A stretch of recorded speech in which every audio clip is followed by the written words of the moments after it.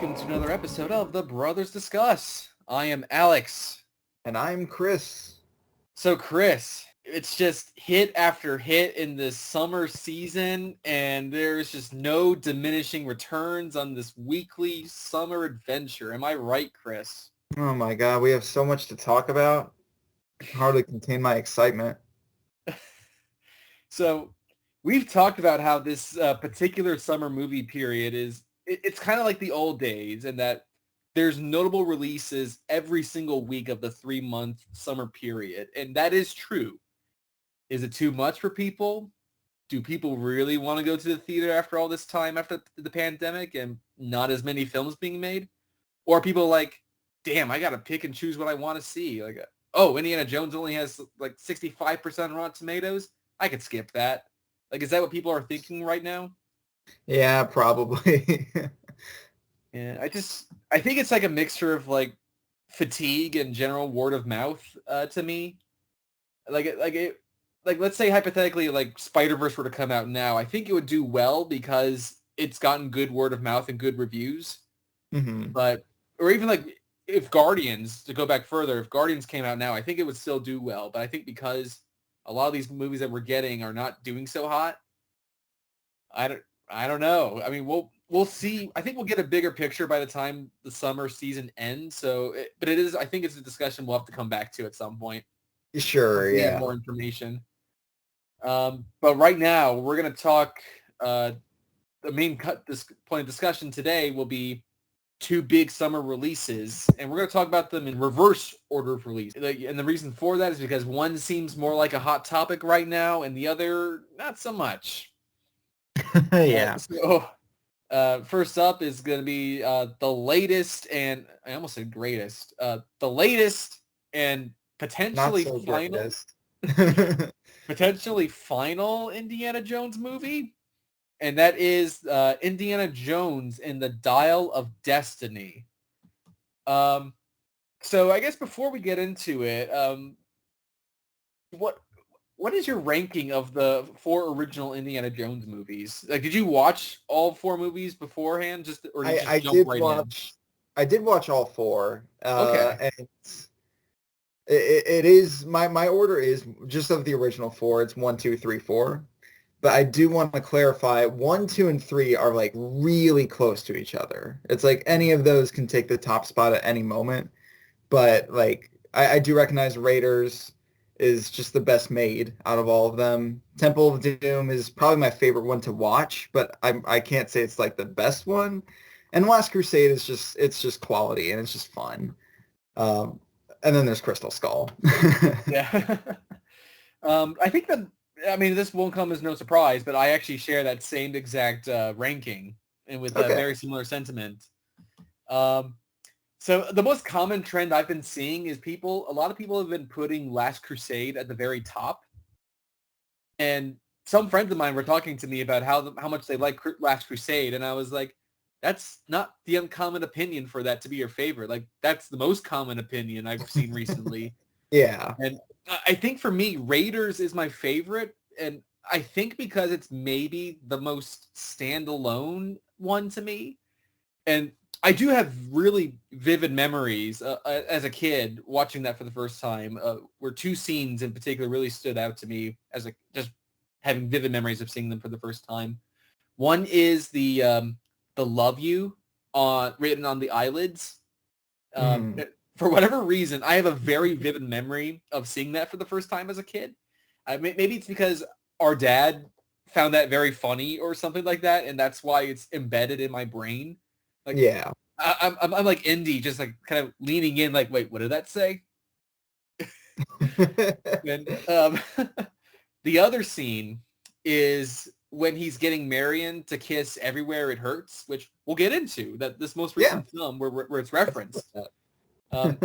Obviously, for me, Crystal Skull is at the bottom, and then like you, I'd go Last Crusade, Temple of Doom, Raiders, and I think that's how I'd rank the first 4. I mean, I love Last Crusade. It's got Sean Connery. It's basically got all the same elements of what made Raiders work. And Yeah. I won't say it perfects it. I mean, to each his own. But it's got Sean Connery, and it's great. Yeah, Temple of exactly. Doom. Temple of Doom is it's the darkest, but it's also arguably the most slapsticky of the originals.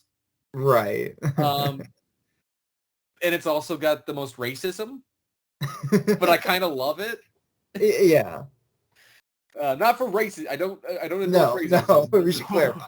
It's Yes. but yeah, it's just like it's so entertaining, that one, just start to finish, and I get why it's not up there with people's favorites, but I mean it out of all of these, it's seriously the most like it's the one that stands out the most in terms of like just what happens in the rest of them. It's like its own adventure and it's just its own thing, and all the other ones try to replicate what worked with Raiders or Mm, just stumble entirely. right. Um, so with Dial of Destiny, this is technically the second legacy sequel of Indiana Jones. hmm Um, it's kind of funny to me that this not only feels like another Indiana Jones legacy sequel, but it also feels like another Indiana Jones movie to me, which I don't know if I appreciate or hate, because if you take away the references to his age and being divorced and what have you, like if you take the story itself and just make it like the second or third Indiana Jones movie or whatever, I think it would feel normal.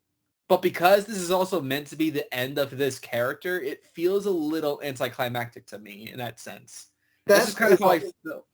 What's that's that? something I wanted to bring up, is that like I kind of wish this was almost like a reboot in a way. It's like Hmm. you have a new Indiana Jones, you can give him like a new actor, you can still just have the same character, and you have a new director on the take, Mangold. The fact that this is the final one of this character, and it's the only one that's not Spielberg, and there's just a lot of like the visuals of the movie. Not that it's bad per se, but it doesn't like meet up with like the first three movies and even Crystal Skull in some scenes. And it's interesting to see that like this is the grand finale of this character. You have a different director. I almost Mm. would have preferred this to just kind of be a reboot and just have a Huh. new actor and just a new take on it. Yeah, yeah. And but that is kind of how I felt, because I mean the story to me is a little unremarkable. Like it feels like another Indiana Jones adventure where I Yeah. feel like you're kind of going in expecting something more. And look, I am not going to give a lot of praise to Crystal Skull because I don't care for that movie, and there has been which I figured would happen, just like with the Star Wars prequels or whatever was bad in the past. I treated you too harshly kind of sense about Crystal Skull I've seen recently. It's bad. Stop. Just stop, people. Uh, that film is bad, but it that does have the feeling of the ending of the Indiana Jones storyline a bit, like a tease of someone else taking on the role in the future. There's Mhm. something about the very end of the film where he's retiring and maybe settling down and getting married that makes you feel like this is the end. Where this one, it kind of has that a little bit. And just to get into it, I like the movie. I definitely didn't love it, and I'd probably rank it at number 4 of the 5 films. But I would I too. yeah, but I guess we can get into it now. Do you want to just talk spoilers now? Sure, let's just do it. So something I will say right off the bat as a positive that really intrigued me is when we get to the modern, I mean 1969 setting. Um, Everyone is kind of obsessed with looking up to, like, they're all about like the space race and everything. No Mhm. one is looking down, which is like Indiana Jones's job. Everyone's looking to the stars now, and this makes Indy himself feel like a relic. And I thought that was just a really intriguing start and setup for this movie. Mhm. Oh yeah. And the other thing that gets brought up in the movie is that Shia LaBeouf, Mutt Williams, is dead. They killed him off screen. Yes, and I don't know if you heard this, but Harrison Ford, like a while ago, Harrison Ford said they killed him off screen, and he wasn't lying. I thought he was just making a joke. For those that don't know, Shia LaBeouf did an interview not long after Crystal Skull where he's like, sorry we made the movie, and Harrison Ford's like, what the fuck are you talking about? And if you read the quotes, Shia kind of puts the blame on himself, but he does bury the movie, and that kind of pissed off Ford and Spielberg. Yeah. But then you get the new character, Helena, played by the robot from Solo, the Millennium Falcon. Like if you where she kind of poses a question to Indiana Jones at one point, where she's like, if you can go back in time, what would you do? And he says, I would stop my son from enlisting and dying and just letting him know that it destroys his parents' marriage. And moments like that are just surprisingly very mature, and I was really invested in that. For sure, yeah. Do you want to talk about the opening flashback sequence? Okay. So it's actually kind of interesting. So I watched this movie twice now, and I'm kind of glad I did, because it gave me it made me like some things about it more, made me dislike some things about it more too. When I first saw the movie, I wasn't too bothered by the opening sequence. And I also wasn't too bothered by the CGI face, which was shown in the trailers, and we're in spoilers now. The voice did bother me though, because it's an 80-year-old voice on a 40-year-old body, and he notably doesn't talk a lot in the sequence though. That's something I noticed the first time, is like, he's not talking too much. But the second time I watched it, it just kept on going, and I seriously felt the pacing, not just for the sequence, but for the whole movie. Okay.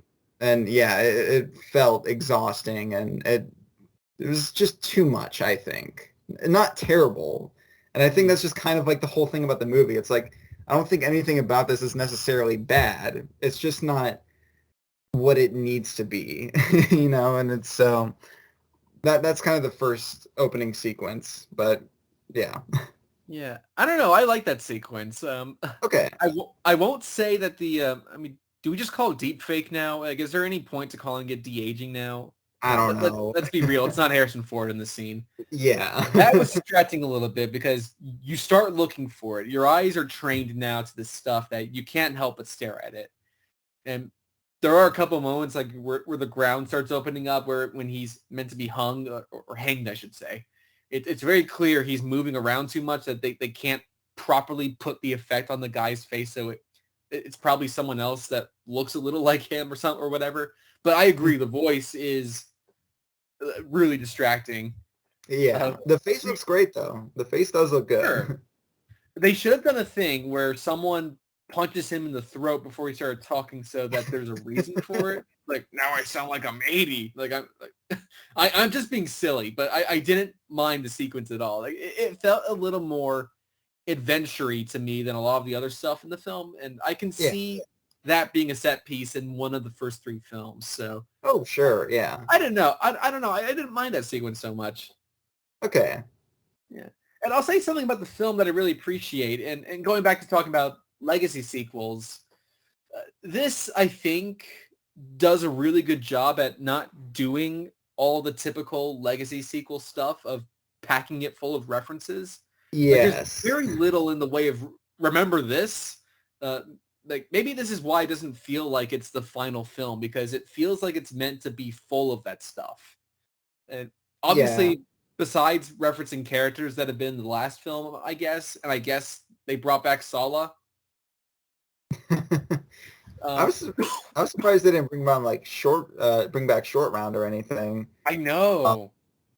But it's interesting you brought that up, because like the main relic or thing in this movie, it revolves around time travel.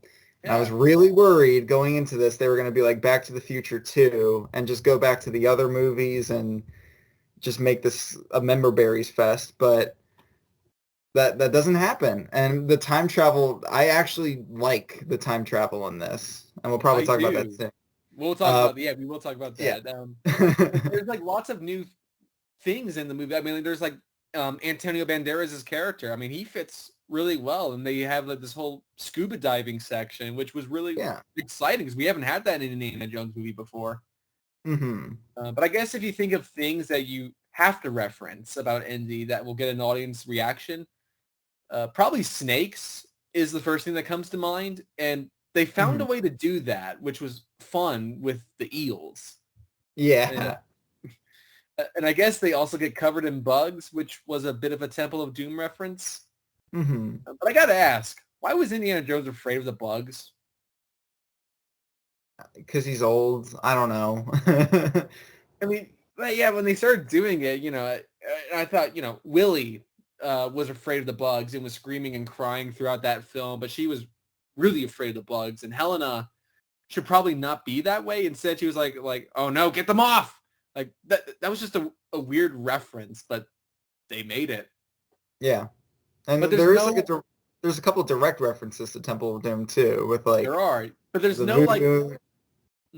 Yeah, but there's no like obvious references. Like I think the worst offense of like a reference in a Legacy sequel is like Finn from The Force Awakens grabbing like the training ball in the Millennium Falcon. Right. Like there's no moment where it's like, oh, remember that boulder? Or it's like you see the Ark of the Covenant and Crystal Skull. Oh yeah. Let's talk about Mads Mikkelsen and how great he is. Yes. So he's a great bad guy because his plan is to essentially be a better Hitler. And that's just an amazing goal for a villain. And he literally just wants to replace Hitler and kill him, and that's so great. Yeah, and in the past, the original films at least, like the MacGuffins were all like religious artifacts, which is probably why people had issue with the aliens in Crystal Skull because it was just so different. I have an issue with that too because I don't like the execution of it. But like you said, here the relic is time travel based. And it's just funny how the odd number Indiana Jones movies deal with Nazis. Yeah. Well, I mean, the Russians are just a replacement for Nazis. Sure. That's why Temple of Doom, again, it's like the only one that just stands out in that way. Yeah. And I also like the stuff in the beginning with the parade because the bad guys came to where he works, which is different as well. And he's not the same capable Indiana Jones that he was in the first three. So I like that about it. And finding like dead bodies at your place of employment and they're just regular professors is kind of scary. And I don't know if that's a commentary on things that happen these days, but I thought it was an interesting take. And it's followed up by a fun chase sequence in the parade and Indy on a horse, like out galloping a train. And I think when he said, hold my horse, like I think I laughed. But then we get to like the final set piece where they do travel back in time, but they don't end up going back to World War II. They go back to ancient times to like the Roman Empire. Yeah. I like how they worked out like Archimedes' tomb and how there were drawings of dragons with propellers and he has a watch and they looped that together quite well. Like, I thought that was neat, but because you start seeing things, you go, that's what they saw. Like, that's why he has a watch and so on and so forth. But I thought, I thought for sure they were going to end up somewhere super wacky, like dinosaur era or something like that, or off by... And I thought it would have been great if, for example, they arrived just after World War II and Hitler was dead. And he was like, no, I just missed my chance. That could have been funny as well. Yeah. And it's also interesting, speaking of foreshadowing, when I watched it a second time, when they go to Italy and like the present day and like not Short Round, like kind of walks around and bumps into that kid, there's like a little like puppet show and it's supposed to be like just foreshadowing the battle because there's like a dragon there and they make reference of the dragons later. So there's a little thing right there. Yeah. But just seeing like Roman soldiers like catapulting the planes while Boyd Holbrook is just shooting people everywhere. He's shooting them endlessly and it's hilarious. I know. So what do you think of the notion of like Indiana Jones wanting to stay? I really like that. And it kind of goes back to what you said earlier on how like he's he's kind of just living in the past now. Well, literally, he's living in the He even past. says, like, we're witnessing history. Yeah, and he's doesn't really have like too much left to look forward to, and for him to probably he's like willing to spend the final days of his life just witnessing history and living in this time he's been studying all of his life. I like that moment, and I don't even mind Helena literally having to knock him out back to reality. Both moments I thought really worked for both characters, so yeah. So, and then like Boyd Holbrook like shoots him like prior to this. I think he shoots him in the shoulder or something, and that's why Helena is so like we need to get him back to our time because medicine of this time won't help him. He'll die of like lead poisoning or whatever. So like I get why they had that there, but I don't think you needed that for Helena to want him to come back to his time. Like it did make Indiana Jones look a little silly to me to be like, I've got nothing for me back home, so I'll just stay here and die because he's not dying. He's just been shot. I don't know. Like there's something kind of off about it. Like I appreciated the scene. Like this only came to me after thinking about it after the fact, and I wasn't sitting in the theater going, "Well, that doesn't make sense." But something about that to me made Indiana Jones look like an idiot. I think it's just the fact that it was just off-putting to me just because he was shot, and it wasn't like just it was like kind of in the chest, like. Oh, okay. It felt like an important spot to get shot at, but like it's an entire sequence of him just having a bullet hole inside of him, and he's completely fine. He's 80 years old. Like I don't know. But it does bring us to the very end with Marion, and I actually kind of like the Marion reunion as the ending because for one, I didn't know Karen Allen was in this movie. So when she showed up and now that we know the context of why they're no longer together, them being able to work through those problems and still be able to have a life together, I thought was a very dignified ending to the Indiana Jones character. It wasn't just on to the next adventure or I'm alone, but I'm okay or whatever, or now I have a new family. It's a little bit of both. Like he's reconnected with his goddaughter and some kid. The kid was okay. He was no Short Round. No. And it is a shame that Short Round is not in the movie in some capacity. Yeah. I think if they were making the movie now, he probably would have. Right. I guess the timing's off. Like when they made this, Everything Ever All at Once was not the hit that it became. But he's reconnected with his goddaughter and he has his wife back in his life. And I thought that was a nice ending. I found the bit where he took the magnet off of her photo really funny, and it's so not focused on that I'm sure people will miss it because I laughed and I didn't notice it the first time. I didn't notice it the first time, but then I saw it the second time. Like, oh, that was so clever, because it's not focused on. It's just something that happens like in the background, basically. But that felt like more of a Spielbergy moment. It's kind of like Crystal Skull, like when Mutt takes the beer and he puts it back. It was kind of like that in a way. Yeah, because when she started going over to the fridge, I was like, oh no, is she going to see the magnet over her face? Because early in the film, he's looking at a photo of Marion after looking at their divorce papers, and he puts a magnet over her face. And yeah, he just subtly takes it off when he's there in the room. But yeah, I like the ending quite a bit. Yeah, I completely agree, yeah. Yeah. I wonder if this would have felt more like The Force Awakens if...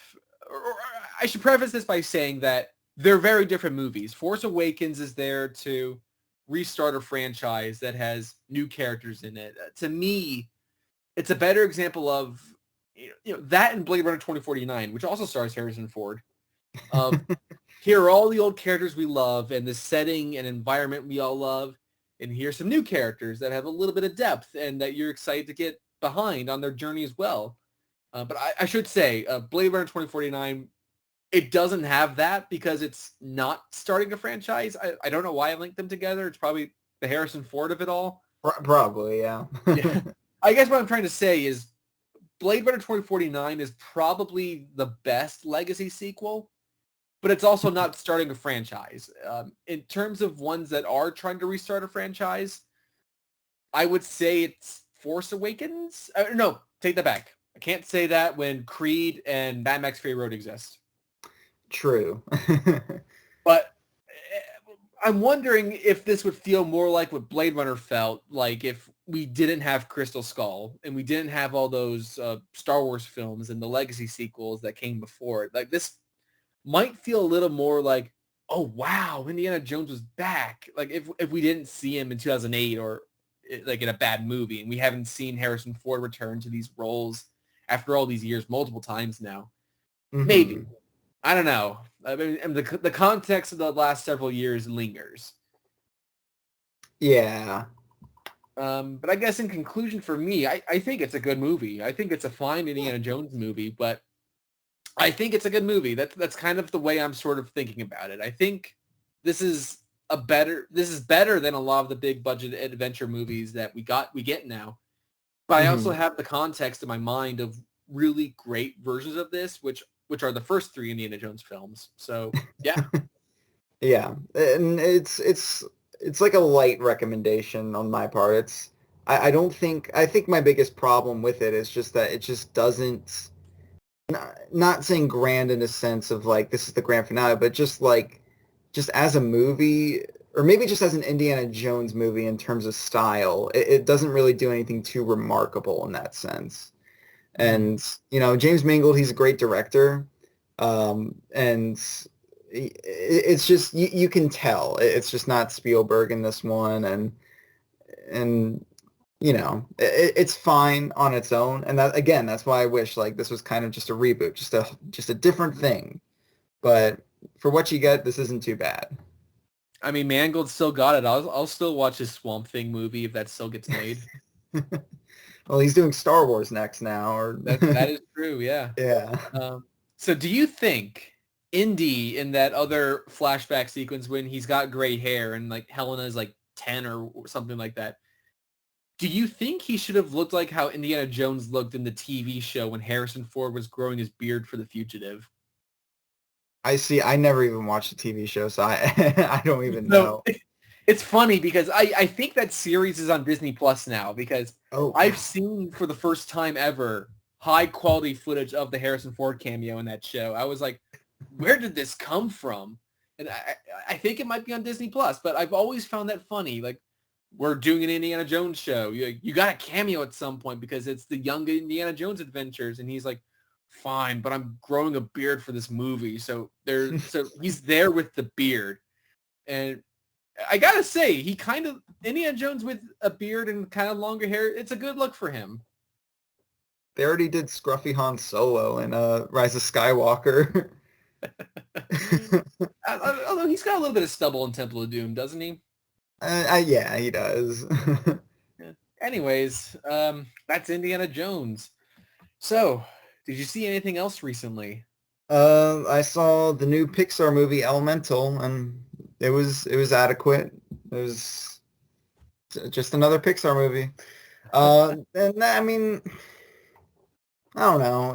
Pixar, I feel like it's focusing more on just like what kind of new worlds can we create, which, hey, I'll take over stuff like Finding Dory or the Cars sequels any day. I prefer new things, but lately, I think Soul is probably like the last one that I really liked. And outside of that, like maybe that Coco and Inside Out, they're like the only ones in like the past decade that have like really done it for me. Unless if I'm missing a few, but those are the only ones that really stood out. And this one's fine. It's very by the books and pretty simple for Pixar, but it looks pretty and yeah, it's Pixar. It hasn't been doing great in the box office though, and that and I think Lightyear was in the same situation, and I didn't really like Lightyear, and I thought this was just all right. So I feel like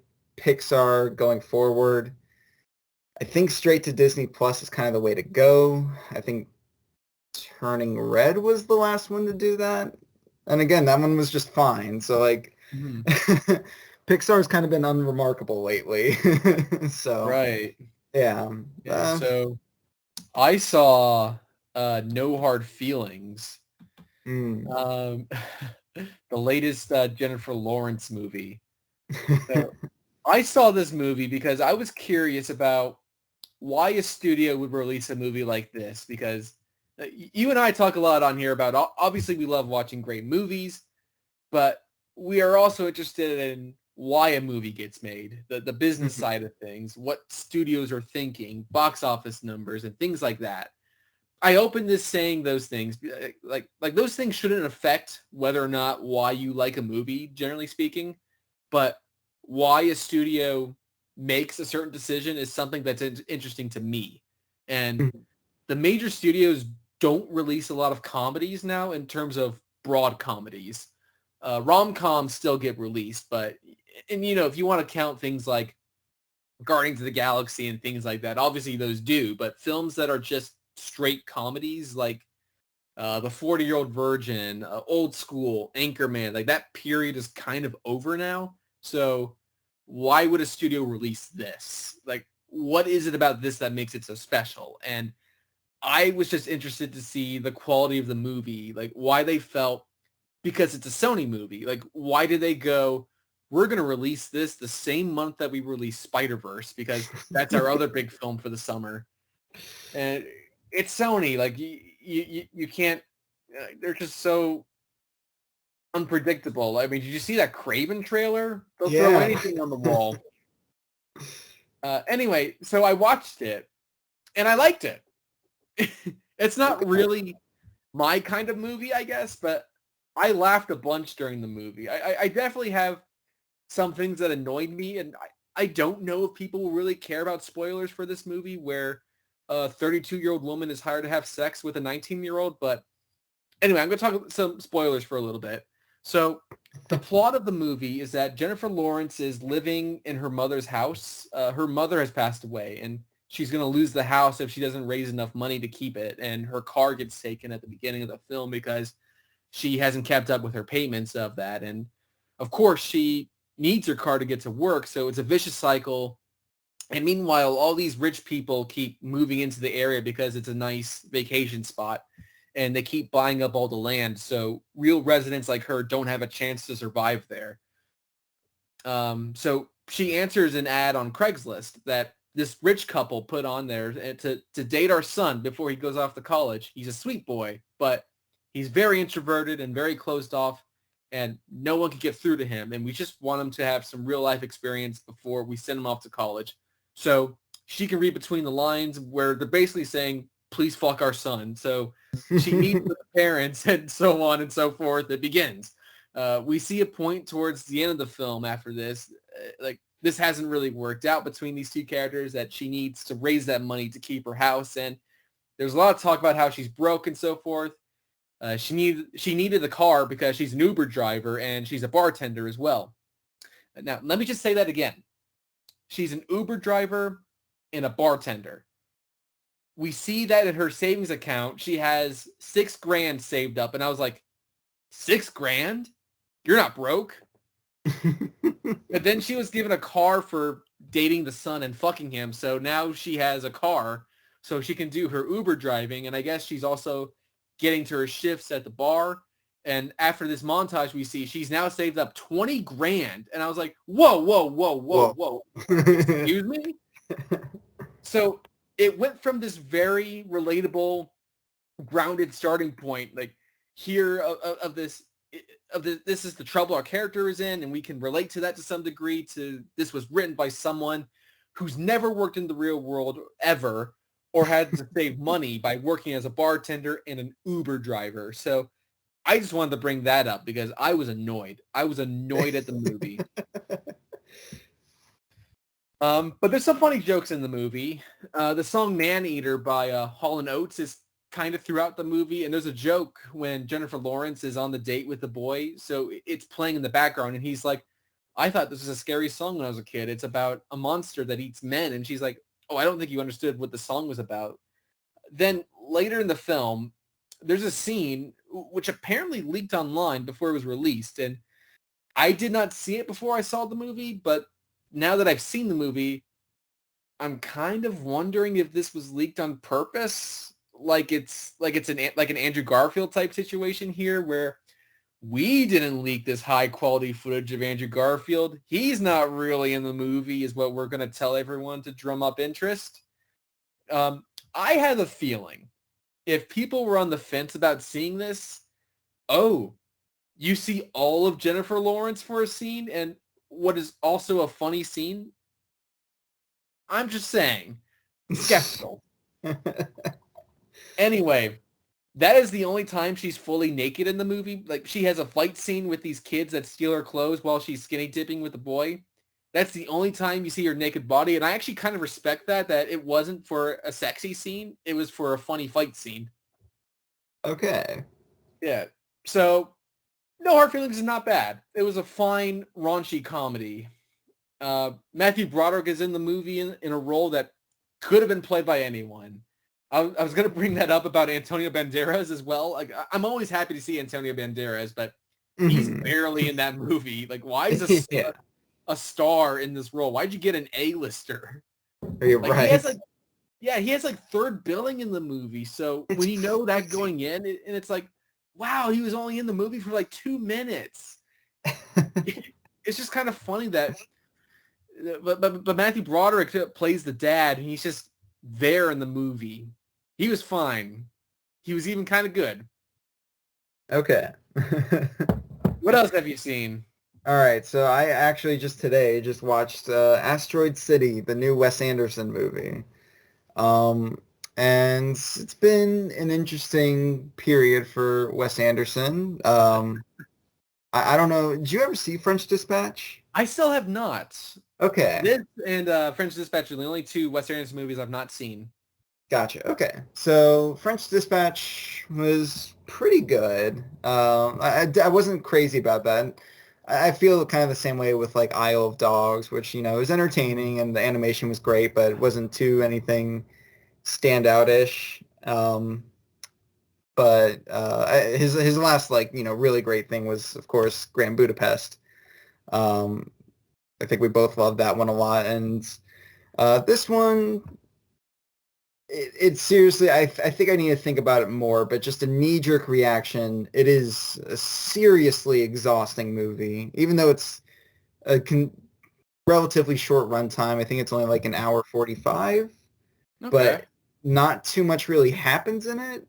And it's kind of what it's all about is a family. Jason Schwartzman, he's got a couple of kids, and they're out in the desert. Their car breaks down, and he tells them that their mom died 3 weeks ago, and they have to kind of learn with that. And they get stranded in this town when there's an alien invasion, kind of. And it intertwines between being a play about the movie and then just the movie itself. And like literally some characters from the play go into the movie and some characters from the movie go into the play. Yeah, you know, it's fine. The alien is actually claymation when it's in the movie. And then when it goes to the play, it's Jeff Goldblum. So I don't know. I think I just need to let it sit with me more. You kind of sold me on it, though. I'm kind of interested in this. Like, this was not on my radar at all, but now I kind of want to check this out. And again, I mean, like, just when I talk about like the concept of it, it's like it's all the pieces are there, but it's just it takes too long for it to like get going, and it's just a lot of Wes Anderson typical stuff of just characters looking solely directly at each other. And you know, and you can definitely say a lot of people don't really like Wes Anderson's style just because of how repeated it is throughout all of his movies. And I kind of agree with that now. Like, it's for all of his movies to just have the same style, it does really blur together after a certain number of movies. And I really felt it with this one, because if you're not sold on his style, you're going to be really taken out of this movie. So someone like me, like I'm a little bit more used to this style, but it was exhausting to get through for most of it. So I think I just need to let it sit with me for a little bit. Maybe I'll like it more in the future. And there are things I like overall, but It is a little complicated, but it's still fine. Okay. And Bill Murray's not in it, which is interesting. Wow, I that's feel a shocker. I think there's a story behind it because Steve Carell is in this movie, and I Okay. think I saw somewhere that Bill Murray was originally supposed to be in that role, but I think he got like COVID or he was sick or something, and then they had to Oh, give it to Steve Carell. So it was interesting. interesting. Is it main event time? I think it is. Okay. We're of course talking about The Flash, the final DCEU film. And I guess the big story with this is it's a bomb at the box office. And at this point, at the time of recording, well over 1,000 theaters in like its third week have pulled the movie out of theaters entirely. Yeah. And it's one of the biggest films of the summer, touted that way at least. Right. That's a story. Um, what are your general thoughts on this movie? Overall, I just thought it just sucked. And not necessarily in like you think like older DC movies like Batman versus Superman, like that one was kind of just shockingly and kind of entertainingly bad.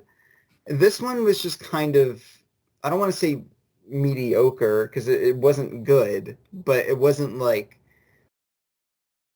I don't know, noteworthy terrible. It was just kind of bad and unremarkably bad. And so I feel like that was just kind of most of the movie. There are a couple of ideas that I think are kind of okay in the very beginning and the very end. Well, I shouldn't say the very beginning because I did not like the opening fight sequence with the babies and in the microwave and all of that. Um, the heart of the movie is supposed to revolve around Barry saving his mom. And one idea that I actually kind of liked was I like how this whole thing hinges on a can of tomato soup. And that felt very silly but right. And I was okay with that. And that's kind of like the only thing that really stood out outside of Keaton as Batman again. Yeah. So I don't know. What are your thoughts? So this is where it's kind of weird. When it ended, I kind of liked it. And then a couple weeks passed and I was like, oh, I don't really like this. I don't like the movie very much, but that wasn't my feeling at the time when I saw it. And if we were recording this immediately after I saw it, maybe I'd have more positive thoughts about it. But yeah, but unfortunately, this movie's kind of left my brain. I Yeah. guess I guess this is part of the problem with us talking about it now while the iron is cooling off because so much of the film is just gone. Like someone was telling me about a scene like, do you remember the part where Flash was naked? Like that happens in the movie and no one calls him the Flasher. I just want to put that out there. No one thought of that. I was like in my head in the theater, like he's going to be called the like that's the Flasher. No, it's the Flash. Something like that. Didn't happen. Bad movie. Yeah. Like God, I'm stumbling over my words because I don't know what to say. I like the story. Big asterisk. I think the idea of a Flash movie being a time travel movie, and we could talk about this more. This felt more like a time travel movie than a multiverse film. And It did, yes. I like the idea that Flash goes back in time to the day that he gets his powers, and it's like this Back to the Future situation where he stopped his parents from meeting. Like he screwed up Barry getting his powers, so he then has to take Barry to the place where he gets his powers, and something goes horribly wrong, and then he loses his powers, and now we have a really inexperienced Barry now with powers as the world is getting screwed up. Like I think that's a great idea for a Flash movie. It's a good idea, but then the whole movie is just one Ezra Miller just being Yeah, obnoxious and the other Ezra Miller being slightly less obnoxious, but still pretty yeah. obnoxious. That's it. The problem with that is that they're selling it more on the multiverse angle, and then Yeah. Ezra Miller. Yes. People will think differently about Ezra Miller's performance. I was really not a fan of the over the top performance of younger Barry. I Mhm. found that really, really grating and just not for me. Yes. I do like, again, the idea of there's no Superman, there's no Aquaman, there's no Cyborg, no Wonder Woman. None of these people exist. Batman does, but it's the wrong Batman and he's retired. Again, it's a neat idea. And if you're going to adapt Flashpoint, it's kind of neat. It's kind of a neat thing to take from there and do something different with it because it's not like Thomas Wayne. And I'm kind of sick about hearing about that version of Batman. Like, hey, wouldn't it be great if Batman just shot people in the face with a fucking gun? So that was a decent way to bring in Michael Keaton if that was part of your big idea of like what we can do with a Flash movie. Right. And I think halfway through the movie, I was thinking to myself, I don't mind this. Like, I didn't really like the stuff with the babies in the beginning. I thought that was really dumb. I thought it was a weird way to show his power of, like, he needs to eat. But everything was, like, super paused and things started to get faster when he was losing energy, which I liked. But then also he had enough time to eat, like, all this stuff and drink all that milk. I don't know. You can't do both. And Mhm. what the hell was up with Ben Affleck's bat suit? Can we talk about that? That is the ugliest bat suit I've ever seen. It was very off-putting for me. And maybe it's just the fact that Ben Affleck's Batman is now kind of quippy and fun, which is really weird because this is like the kind of I don't know, just very like to himself kind of Batman and very dark in Batman versus Superman, and I don't know. And the fact that it's all in broad daylight, which I like the blue in the costume, but I I don't do like like the anything blue, else. and I kind of like there's a Wonder Woman cameo, and it just kind of felt like an episode of like the Super Friends or something, where it's just like Wonder Woman just happens to stop by and just save the day, and then she just goes away for the rest of the movie. It's just a little cameo, but that was fine. Yeah. But no, the costume is like the chest is all like these weird mechanisms for no reason. It's really weird. And it's just an ugly suit. Yeah. But anyways, I like halfway through the movie, I thought this isn't bad. I'm kind of liking this. And during the Michael Keaton stuff in particular, I was like, yeah, I like Michael Keaton in this, and this isn't too bad. But then the third act happens, and I think that's why I left the theater with a sour taste because I said online that this was visually really, really ugly. And I'm Yes. mostly talking about that third act when I say that. Hmm. So I appreciate that they built a bat cave. Like, that's a real set. Like, they don't really get to show it off too much because the bat cave is dark and it's a cave. So it's not like the high-tech bat cave from the Schumacher films. It's the bat cave from the Burton films.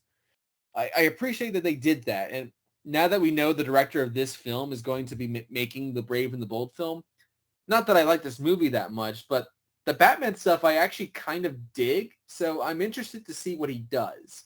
Yeah. He directed it, so that might be more his tone anyway.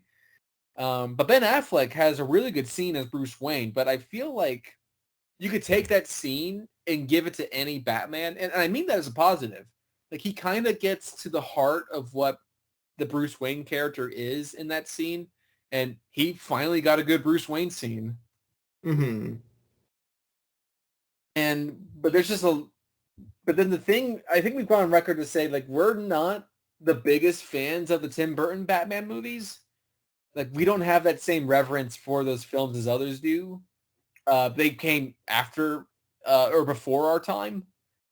Sure, But yeah. the callbacks to those movies, I kind of didn't mind in this movie, believe it or not. My gears are turning because I already forgot what like any of the callbacks were. Well, like lines like you want to get nuts line, things Oh, like yeah.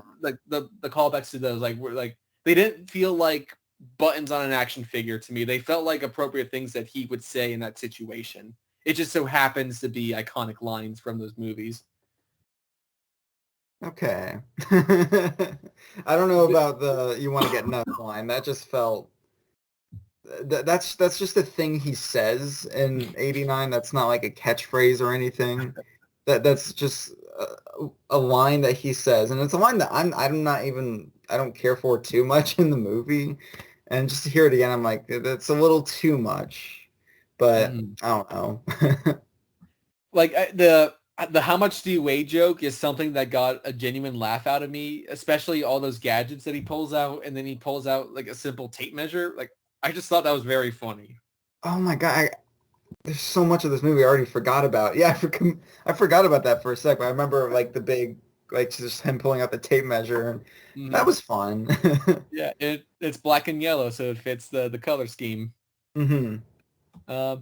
So though I don't love those movies, stylistically, I have a lot of appreciation for that version of Gotham, particularly the '89 version. The Batman Returns version is a little more Burton-y, so I kind of like the super gothic gangster version of the '89 film. Like when they're walking around the mansion, like, oh, there's the super long table that he had the date with Kim Basinger. So there's little callbacks like that I appreciated. And Right. talking about time travel in it as well, this does something that really, really annoyed me, where Barry talks about how when Zod first attacked, he tried to save this father and son, and he could only save the son. He couldn't get to the father, and he died. When Zod attacks again, we see that father and son, and I was like, oh, right, Barry's going to get his chance to save them. Because that's what you do when you write a script, right? Set up and payoff. No. But then they all die anyway, so who cares? Right. Everybody dies. But to go back to what I said about this movie looking ugly, because this does have Man of Steel elements to it. Like they try to recreate that crash zoom, like that digital zoom effect, which I didn't love in Man of Steel, but that's Snyder's style, and that's what he was doing. When it's recreated by someone else, it looks really, really bad. So every time they did that, I was like, oh God, stop. It looks terrible. So that was something. Yeah. So Ezra Miller. When Ezra Miller was not being wacky and goofy, I thought the performance was fine. I think Ezra Miller, like everyone kind of knows the Ezra Miller personality by now, right? I mean, putting aside their real life crimes, and some more news came out the other day, which was interesting. But Ezra Miller's weird, right? We can all agree on that. Yeah. And I think it's meant to be that the younger Barry is annoying. Like he's meant to be an annoying character. So I appreciate the older Barry is having to mature and just kind of look back and go, oh God, was I that annoying? So I appreciate that idea. But the problem I found is that younger Barry was actually annoying and wasn't that charming annoying. And there are characters like a lot of villains, like you don't want to see them succeed, but they're charismatic and what have you, and you enjoy them when they're on screen. I kind of had that same feeling when there's a way to kind of do an annoying, quippy character. This wasn't it to me. Yeah. With time, I think with time, everyone is going to forget about this movie. This is not going to be one where it's like, in like 20 years, people are going to go, we were too hard on the Flash. Like, that's my prediction right now. No one is going to feel that because these DC films are either going to be better or worse from here. This could be the last stand. Like, all these announcements that have been made, like, will we get to however many of them? Like Blue Beetle is still meant to come out, and I don't think a soul is going to see that movie. And Yeah. All these DC announcements, like Superman and Lois Lane have been cast, and they're both very good actors. Like I think Rachel Brosnahan in particular is great casting for Lois. Hmm. But how many of these will we actually get to with the rate that Warner Brothers and David Zaslav throw things into the ether and delete things from existence? Right. We'll see. Yeah, I'm glad you brought that up because like I'm already forgetting so much of what happened in this movie, and we didn't even talk about the resurrected dead actors at the end either. We'll Uh, get to it though, boy, howdy. But the point like I'm making is that this movie has just gained a reputation for like just really bad word of mouth. Like people like this mhm. was hyped up by James Gunn and lots of other people. This was like the greatest superhero movie ever made. And when the general public, I mean, there are people that do love this movie, but there's Yeah. also a lot that really hate it. And the people that really hate it kind of see this as like a way to point at James Gunn and say like this guy endorsed this movie and can we trust his vision for DC? And like James Gunn didn't make this movie, but he did talk it up and he did endorse it. Like that's a key thing to point out. Hmm. And obviously there's stuff that may have changed with the ending that was his influence that we'll also get to, put a pin in that. Um, but at the same time as that, we still have Aquaman 2 on the horizon. Like, couldn't we have just had that come out before The Flash? Yeah. Um, but I guess here, let's get back to stuff that's positives. Let's get back to positives. Okay. Uh, I think the main emotional beats of the movie were that revolve around the mom. I think worked for me. Yeah, I see it for what you get, it works. The problem is that it's about that for 2 minutes and then oh no, Zod's back, Batman, we need help, let's get Supergirl. That's like the rest, that's like 2 hours of the entire movie. And then at the very end, it reminds itself, oh yeah, this is supposed to be a movie, and it goes back to the stuff with the mom. And what you get isn't terrible, but it's such a Sure. small portion of the actual movie. I agree, but I mean the whole like the final meeting at the supermarket Yeah. where they do the I love you more, I love you first. Like that got me. That I was like, okay, that was nice. I Hmm. wish that there was more focus on that scenario, but Yes. what can you do? And we haven't even talked about Supergirl yet. And is it worth it?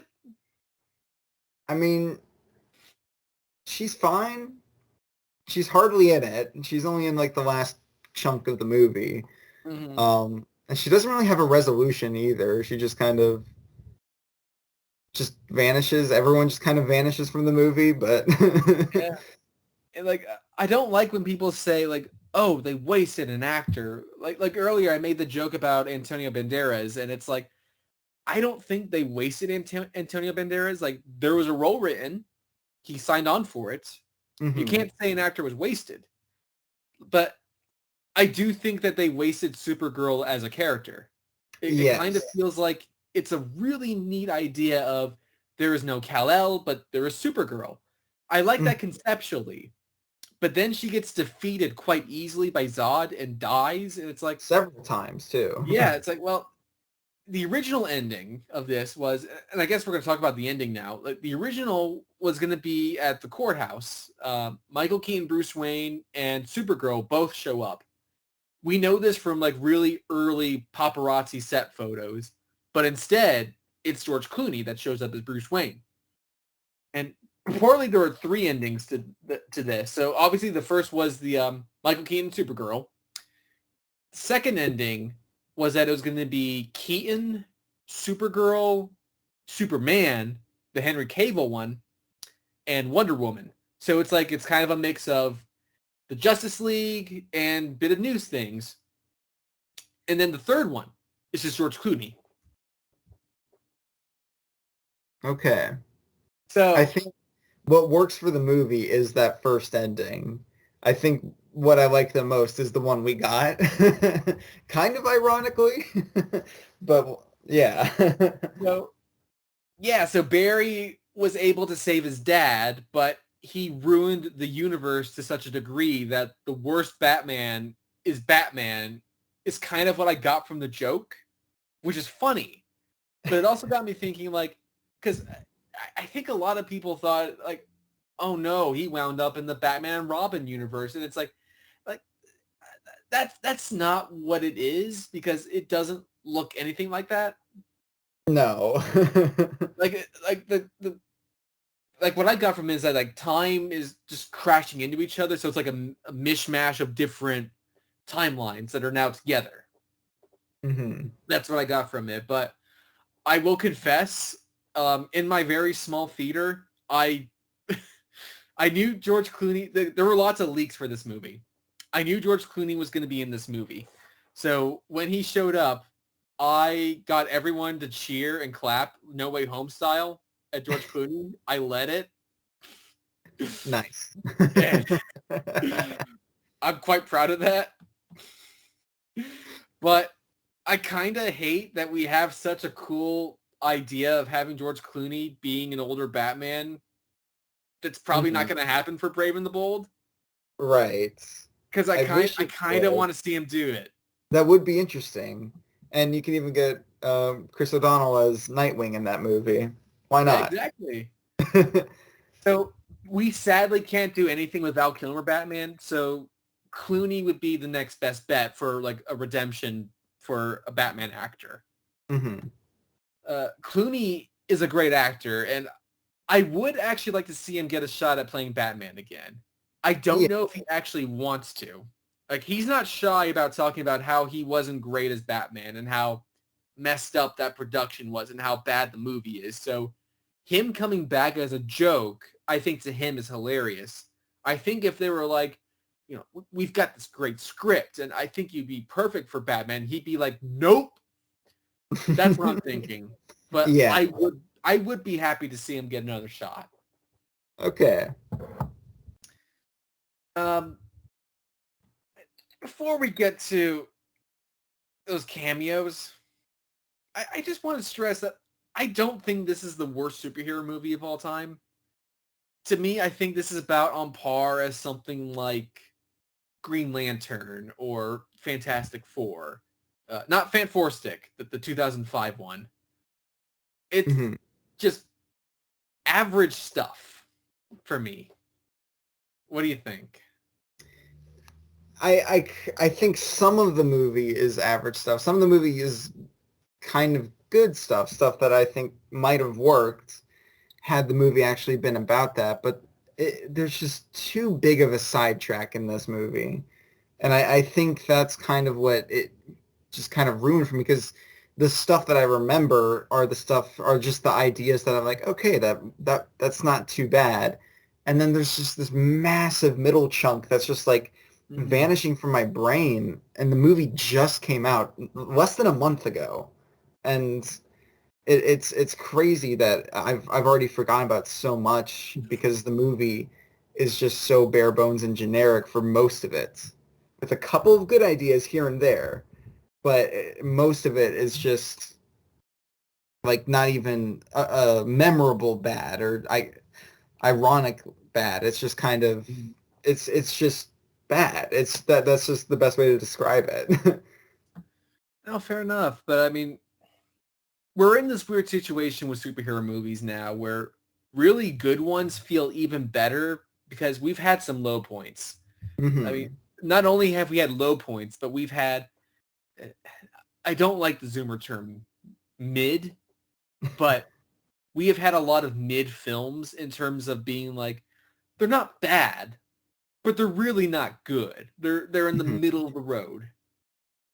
And Black Adam and Morbius and some of these really bad ones we've had recently, the buildup of a lot of these like not great ones, and then these really uninteresting ones. The uninteresting ones feel worse because we've seen it before, and I don't think Black Widow, for instance, is a bad movie. but it's certainly not particularly remarkable. And it's the type of story we've seen 1,000 times before. So then as a result, everyone kind of goes, oh, that's one of the bad ones. I think because The Flash is such a big spectacle and it fell on its face to such a degree and then has these bad special effects on top of that. Like, special effects aren't a huge deal to me. If a film works really well and the special effects aren't the best, it's not something that generally bothers me. A film like The Host is a good example to me, the Bong Joon-ho film, where the villain of the film is a giant monster with tentacles, and it always looks CGI. Always. But the story's good, and as a result, I don't mind. But yeah. with this, the weird effect that it has when Barry is running in the hamster wheel of the universe, where it's this really weightless, like CGI Zod killing Batman and Supergirl, like that stuff's like, oh yeah, I don't really like that. And it's kind of a neat idea that I don't think they quite got right. And I also don't love the hamster ball thing to represent the universes. Like, the universe starts to open up, and Christopher Reeve is like, what's going on over here? And he doesn't do anything. And same thing, we see Superman Lives. We see John Peters' giant spider fighting Nick Cage Superman. Superman just turns around and he's like, what is happening? Apparently they got Nicolas Cage to film this, supposedly. And what, to just stand there and do nothing? Like, why do you need him for that? It certainly didn't look like you got him in person. Like, I was fighting a giant spider, but there's a big time hole behind me, and I'm just gonna look at it real quick. The best thing you can say about that sequence is that Christian Bale and Robert Pattinson are not in it. That is very true. Those guys have integrity. Apparently, Christian Bale was asked to return, and he declined. As he should have. But that whole sequence was just gross. Yeah. Well, that is the end of the DCEU from 2013 to 2023, a decade full of memories. Let's recap these films and projects real quick recaps. Man of Steel, go. Pass. It's whatever. It's one of those where I'm struggling to remember the events of, because I feel it truly doesn't kick into gear until closer to the end. I mean, the Hans Zimmer score is great. I've listened to the score a bunch. Henry Cavill is good casting as Superman, and there's some other good castings throughout. I mean, I like Lawrence Fishburne as Perry White, and Michael Shannon as Zod is great. Though they don't totally utilize him as much as they could have in The Flash. But in Man of Steel, I liked him. Yes. And Russell Crowe is a great Jor-El for that version of the character. I don't love Krypton in that film. No. Batman v Superman: Dawn of Justice. It's crap. It's a bunch of crap. That's not a good movie. Again, Man of Steel is visually exhausting, but so is Batman v Superman. It is. And I just even when it's just exhausting, period, most of that movie. And I just hate how pretentious it is. Like, it feels like it's such an adult movie, but it's so boring. It's such a joke. Suicide Squad. I love this. I love the Suicide Squad, which I guess we'll talk about in a second. But David Ayer's Suicide Squad, no. I think it's my least favorite of the DCEU. Like, agree. I really don't care for that movie at all. And the music, like, oh my God, the music. Like, it's everything you shouldn't do with popular music in a movie. Wonder Woman. It's pretty good. Okay. I like Wonder Woman. Yeah. I mean, the ending is similar to Batman v Superman, where it's just visually gross CGI nonsense battle, and before it doesn't really look like that. Like the dreary look of the film actually works for what they were going for. But yeah, I like Wonder Woman. It's a good one. Yeah. Justice League. Justice League. Well, I mean, it's a classic. A lot of memorable things happen in that one. A CGI upper lip. That version of Steppenwolf. Who will ever forget? At the time, I had said that was worse than Suicide Squad, and people were like, no, it's not that bad. But now that's what every DC fan says, so I was ahead of my time.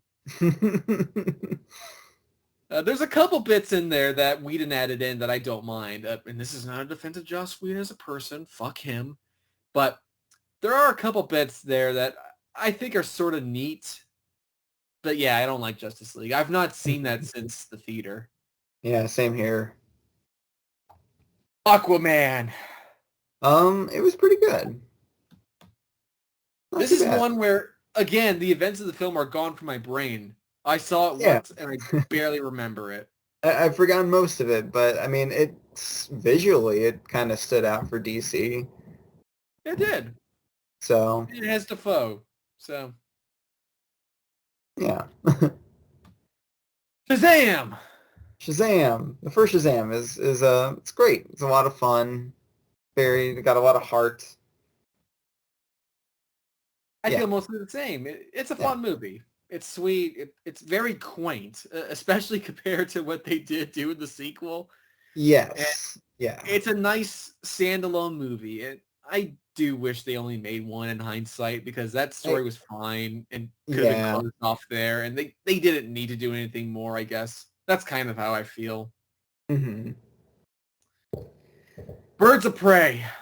Well, I mean, you're missing the full title. It's like the Emancipation, the Fantabulous Emancipation of one Harley Quinn.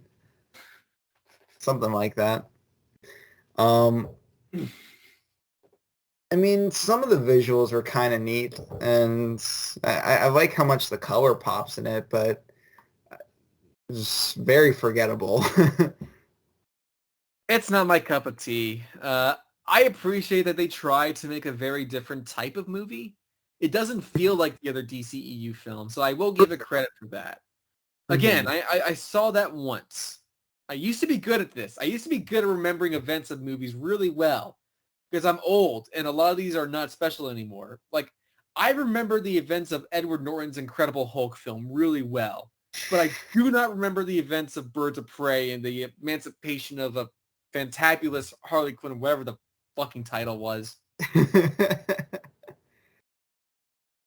And look, I know I pulled Incredible Hulk out of thin air, but that's my point. Like, obviously, I can remember the plot of Logan or The Dark Knight and Spider-Man 2 and films like that, but The Incredible Hulk is also another mid-level movie, but I remember the events of that, and maybe it was because I was more young and impressionable when I saw it, but yeah. Or maybe it's just because this one's just kind of bland and forgettable. Except Ewan McGregor as Black Mask, and Margot Robbie, of course. They're both great, but... Wonder Woman 1984. Some parts are laughably bad, and I kind of enjoy it. But yeah, it's kind of got that same effect where you just kind of forget most of it happens. It's definitely too long, for one. Oh, yes. There are elements of it that I like and appreciate, but I wish the rest of the movie felt like the sequence where she's stopping the thieves in the mall. Like, I kind of wish the movie had more of that type of energy. Mm-hmm. And also, I completely forgot until I was just thinking about this movie now. I forget that Pedro Pascal was in this. Are you kidding me? That's the best part of the movie, is his overacting in it. Yeah, like, he's not chewing the scenery. He is swallowing it whole. And, like, I feel like it's because he feels like he's been on such a roll since The Mandalorian that it's like in the middle of it, he was a bad guy in a Wonder Woman movie that nobody liked. So I kind of forget that. But it was embarrassing, I thought. Mm-hmm. So I guess next is technically Zack Snyder's Justice League. The Snyder Cut's the greatest film of all time, according to bots out there. Do you remember the Oscars where they voted that the Flash sequence as like the best like cheer moment of all time? Oh my God. Well, this is the epic conclusion to the Zack Snyder trilogy, if that means anything, which it doesn't. But I mean, yeah, it is technically better than the theatrical cut. I agree. That's not a hard bar to pass though. So, I mean, that Flash sequence, it was actually pretty neat. The visuals of it, at least. And even his introduction in the movie was kind of cool, but that's about it. That's all you need to watch. But I guess the Snyder Cut is technically canon for the Flash because they reference the hot dog scene. But he time travels in there, and I kind of interpreted that was like a new thing for him in the Flash. Right. So I don't know. The Suicide Squad. The Suicide Squad is great. Yeah, this is just quality entertainment all around. A lot of great dialogue in that movie too, and memorable lines. And James Gunn's golden ticket. Yes. I really like the Suicide Squad as well. I definitely say it's my favorite of these DCEU films. Yeah, I like that film a lot. Yeah, for me, it's probably my favorite. It's either that or the first Shazam, but both of those are definitely like the highlights for DC. Well, I guess technically next after that was Peacemaker. I still haven't seen Peacemaker, so You I can't. Still haven't seen it? No. But I enjoyed Peacemaker. That was to me a little more weird than the Suicide Squad. It had a lot more of James Gunn's style of humor that doesn't always work for me, but I like that as well. And I thought John Cena in particular was just very good in that. Just what a range that guy has. Mm-hmm. Next up is the thing that may have ended up killing the DCEU. Speaking of like the exact opposite of John Cena, of a charismatic actor, we're talking Black Adam. Black Adam. I already kind of forgot some of this too. I remember the kid on the skateboard shows up at the end to fight something. Oh, they fight like... Do they fight like Hellboy in that movie? I completely forgot about what happened in that movie. You know what? So did I. But, you know, it depends on how you feel if Black Adam or Morbius were the worst of the superhero genre last year. Black Adam makes a strong argument for itself. I think you talked about it on the pod. I didn't. I was not in any rush to see it. And then when I finally saw it, I forgot to mention it on the pod. But yeah, Black Adam's really, really bad. And I thought the after credits scene of The Flash with Aquaman was really lame and unfunny. But nothing will be as funny as what The Rock was trying to do with the after credits scene of Black Adam and bringing in Superman and is being like, yes, now I get to fight Superman. That's how cool I am.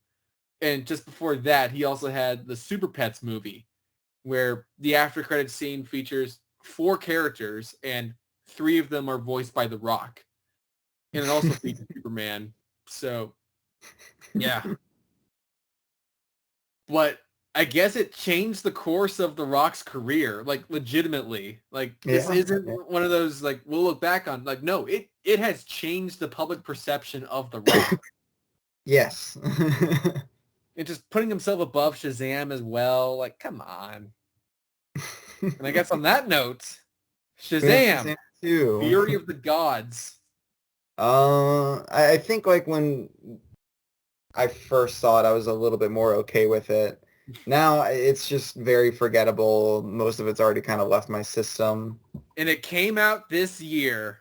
And it came out this year. Isn't that crazy?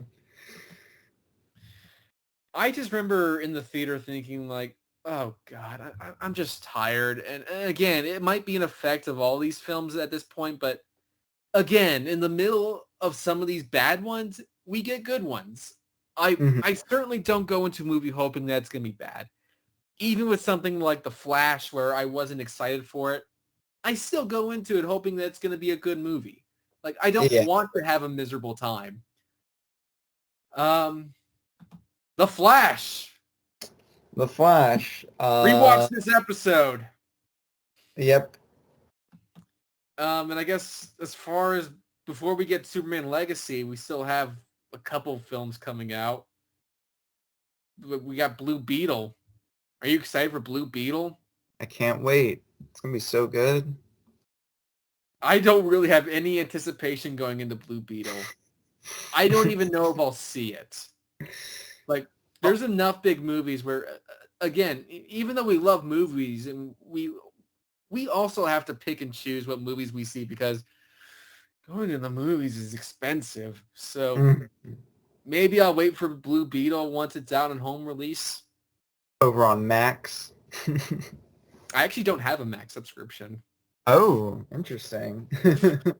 If I hear that it's great, I'll see it in theaters. How about that? Okay. Are you excited for Aquaman 2? I mean, in terms of everything we've gotten recently, this is probably technically the most excited I am for a DC project. Probably just because, I mean, Willem Dafoe's supposed to be in it, I think. So it has that going for it. Okay. That's all it needs to sell me on. There you go. That's all you need. I think that wraps it up because that's it for the DCEU. It's dead now, except for the last few remnants of it.